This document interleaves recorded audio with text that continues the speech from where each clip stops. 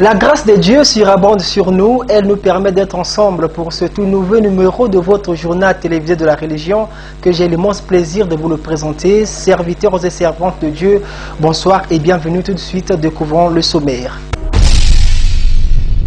La congrégation catholique a célébré dimanche dernier la fête des rameaux. Dans ce journal, vous suivrez la messe organisée à cet effet au stade Félix Eboué.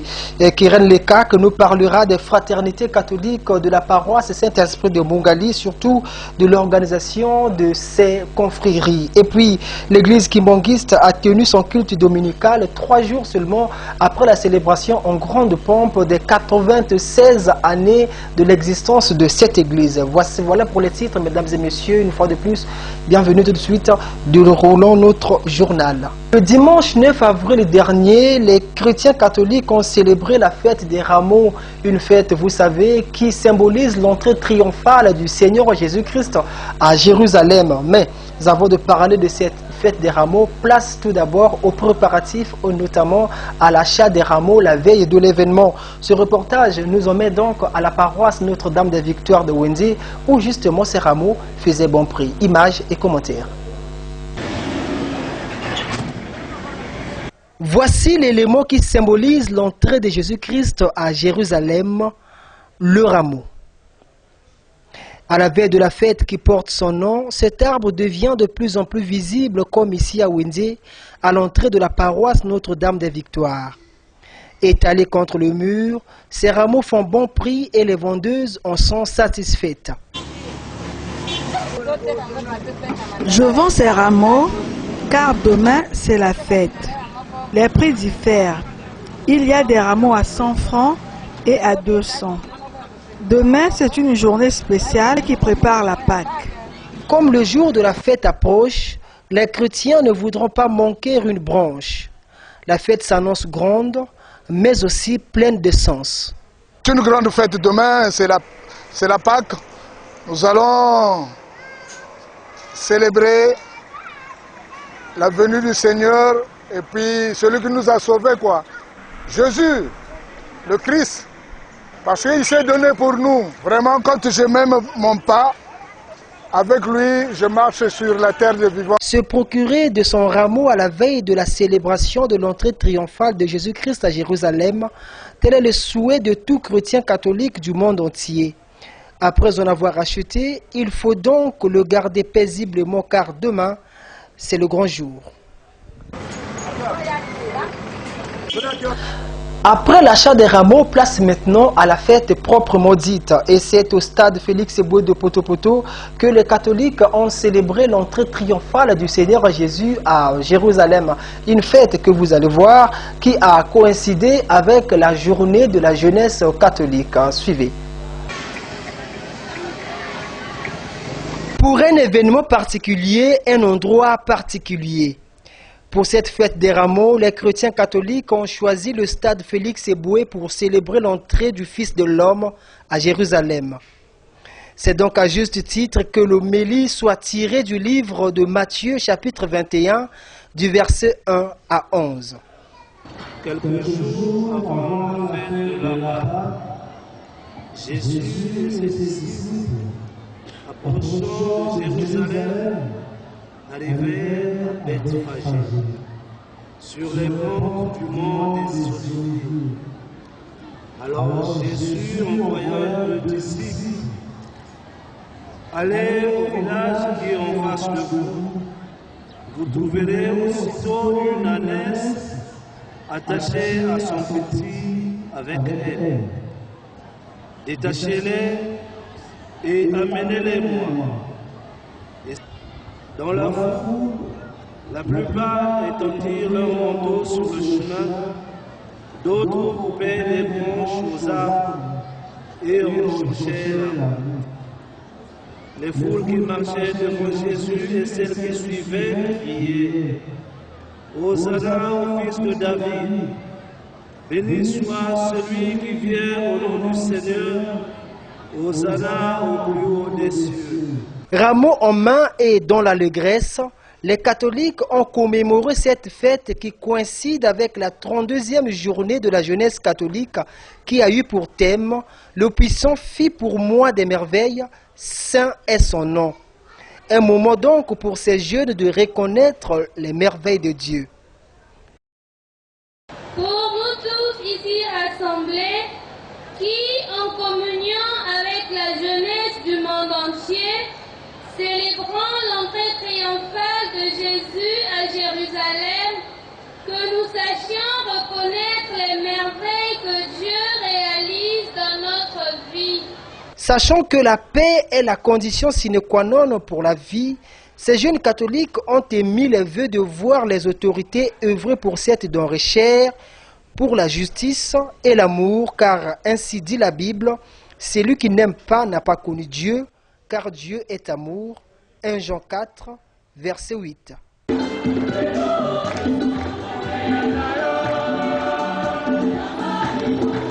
Évaluer la marche de chaque fraternité de la paroisse Saint-Esprit de Mungali, tel est l'objectif des rencontres des femmes membres de ces différentes fraternités.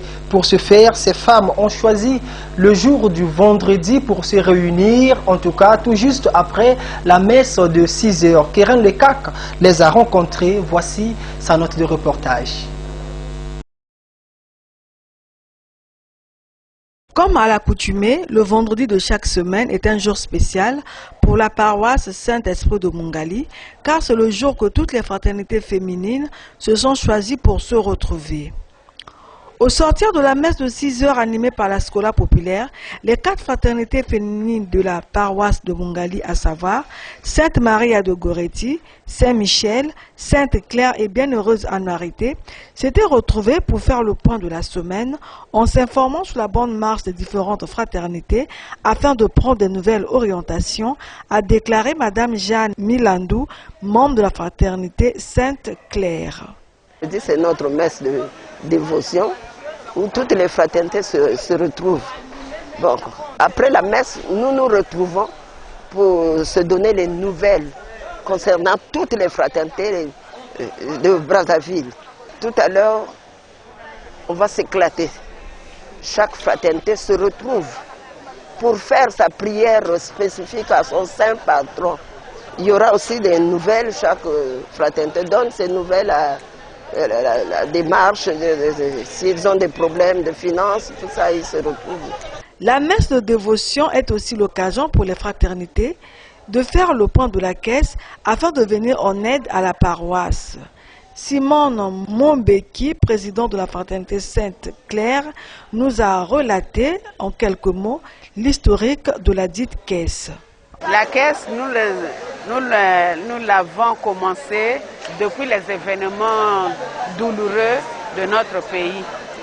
Nous avons commencé la caisse avec 3 000 francs qu'on donnait aux sœurs, qu'ils achètent le manioc, qu'ils achètent ceci pour vendre ici. Et ça a évolué jusqu'à avoir une caisse parce qu'on a reçu des formations d'encadrement de la Banque des États de l'Afrique centrale, du ministère du Commerce, pour voir comment gérer. Et puis on a évolué jusqu'à avoir une caisse qui est reconnue par la COBAC. La caisse sœur a aidé les mamans dans les petits travaux. Parce qu'après ces événements-là, les mamans n'avaient presque rien. Donc on prêtait les sommes de 50 000 francs jusqu'à concurrence du montant pour que la maman aille faire quelque chose. Et c'est la caisse qui a évolué jusqu'au jour. Fouiller les mauvaises compagnies, abandonner le péché pour revenir à Dieu, croyez en Papa Simon Kimbangu Kiangani. Tels ont été les 3 principaux axes autour desquels a été focalisée la prédication du dimanche dernier lors du culte dominical célébré ici à l'église Kimangis de Talangaye. Images et commentaires. Dans une prédication tirée des livres des psaumes 1, 1 à 6, Exode 20, 1 à 17 et Ésaïe 55, 6 à 9, le prédicateur du jour, le diacre Daniel Ndinga, a exhorté les kimbanguistes de Talangaye à ne plus demeurer dans l'incrédulité et dans le péché, mais plutôt à placer leur confiance au prophète Simon Kimbangu Kiangani, le Saint-Esprit. Par exemple, le problème, c'est Tata, nous avons Yowana. Tata, nous avons Yowana. Bongwana oyo bongwana te. Tala baninga na libanda bazako kima mbango kono kokende koluka. Ya kwa mokano tange zo la biso bote senga la biso to kutambango to lela efena papa ko kutato keite tubela sanga mabena yo sanga mabena yo tata mama. Le temps de la fin est proche et la colère de Dieu sera impitoyable pour les incrédules. C'est pourquoi les kimbongistes doivent mettre en pratique la parole de Dieu qu'ils écoutent tous les jours.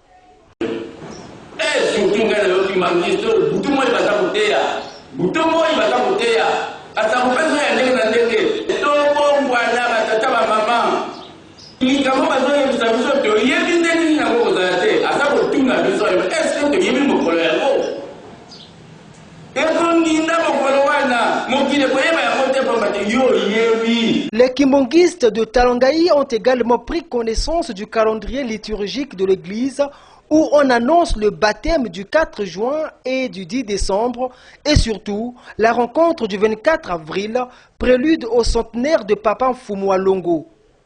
Aussi les ont-ils organisé comme d'habitude un Tintsani pour soutenir ces événements.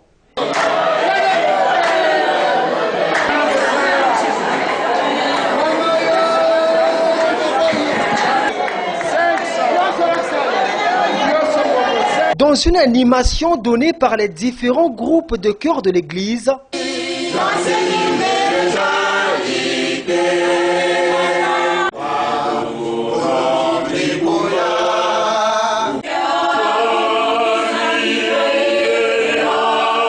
notons que ce culte dominical s'est déroulé en présence du secrétaire général de l'église qui assure l'intérim de la présidence de celle-ci en l'absence du président légal qui se trouve en Kamba.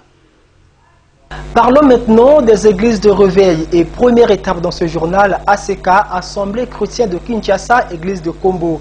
Ici, les fidèles de cette église s'étaient rassemblés dimanche dernier dans un culte dominical mouvementé aussi bien dans la louange que dans la prédication de l'homme de Dieu, l'apôtre Charles Mpoyi. Suivez.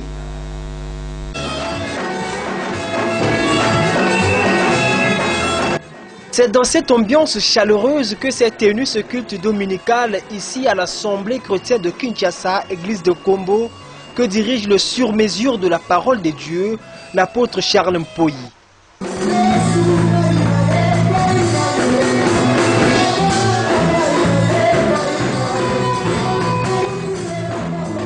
Le peuple de Dieu présent à cette rencontre chrétienne en savourait ces instants avec Jésus-Christ dans l'Assemblée des saints.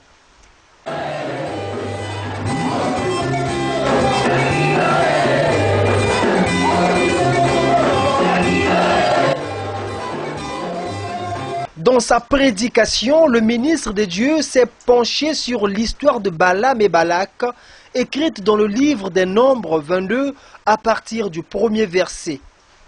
Fils de Tsippor était alors roi. Il envoya des messagers auprès de Balaam, fils de Béor, appelant sur le fleuve, dans le pays des fils de son peuple, afin de l'appeler et de lui dire: voici un peuple sorti d'Égypte. Il couvre la surface de la terre. Et il habite vis-à-vis de moi. Viens, je te prie, maudis-moi ce peuple, car il est plus puissant que moi. Dans son commentaire, l'apôtre Charles Mpoyi a exhorté le chrétien à obéir à la volonté de Dieu plutôt qu'à celle des hommes. Dans la vie, il faut écouter Dieu. Il faut aussi obéir à Dieu que d'obéir aux hommes. Même si les hommes te présentent beaucoup d'argent, il faut obéir d'abord à Dieu. Parce que le présent aveugle nos yeux. Ils ont corrompre les élimayels et abattu à boya. Amen.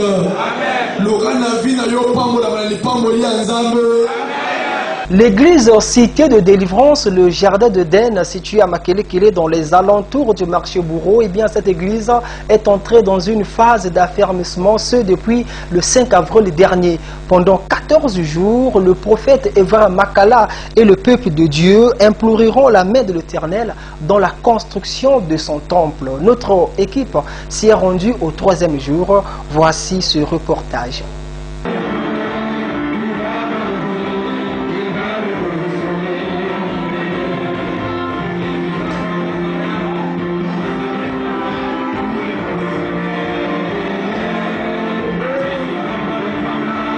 C'est un programme hautement spirituel que tous les chrétiens de la Cité de Délivrance, le Jardin d'Éden, doivent participer.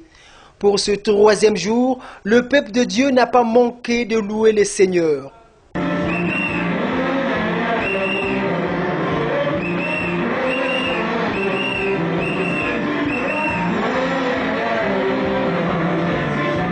Pour la prédication, l'apôtre Daniel Bienvenu Ondé a épuisé dans le livre des 2 Chroniques 2, verset 26. Une prédication dans laquelle il a cerné 3 dimensions, à savoir la gouvernance, la propagation et le financement. Il a donné la vision à l'homme de Dieu, mais il a eu une réception des choses, ce n'est pas du monde, mais c'est des choses spirituelles. Une offrande. C'est un acte d'action de grâce.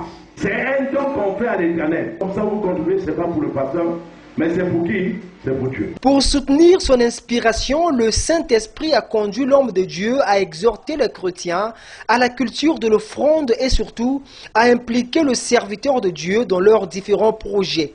La Bible dit que quand il va faire quelque chose pour vous, s'il n'a pas la joie, bien aimé, c'est pas l'avantage. Vous savez comment donner pour être accepté de Dieu. Il faut donner avec joie. Il faut donner sans tristesse. Il faut donner sans contrainte. Les offrandes volontaires et les dîmes sont la clé du succès des chrétiens. Mais seulement, ces derniers sombrent dans les jugements charnels contre ces pratiques. Raison pour laquelle il faut une conscientisation, comme l'a fait l'apôtre Daniel Ondé. Ce programme d'affermissement prendra fin le 19 avril prochain. Le journal télévisé de la religion œuvre dans la propagation de la parole de Dieu. Serviteurs et servants de l'Éternel, vos prières pour la pérennisation de cette œuvre nous est utile. En tout cas, n'hésitez plutôt pas, faites comme le révérend pasteur David Tabougani qui, dans cette prière, vous allez voir, demande à Dieu le développement du JTR. Suivez. J'ai suivi ce journal, j'étais émerveillé de voir de telles initiatives. C'est des choses encouragées.